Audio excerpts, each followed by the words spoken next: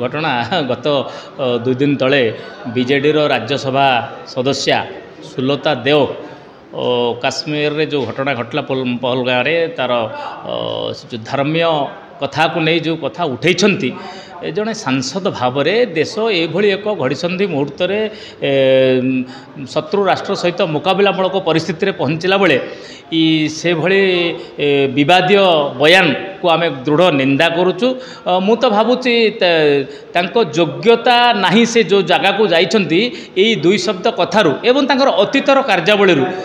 जना पड़ुची गोटे योग्यता नथिबा लोक को जदि सही जगह को पठा जाए भारतर गणतंत्र को पठा जाए गणतंत्र मंदिर को पठा जाए ताठार अधिक आशा कौन करवा एको आम दृढ़ हस्तर निंदा करुचु। काली तो सी बोधे क्षमा मागिछंती किंतु क्षमणीय नुह ये अक्षमणीय अपराध करिछंती।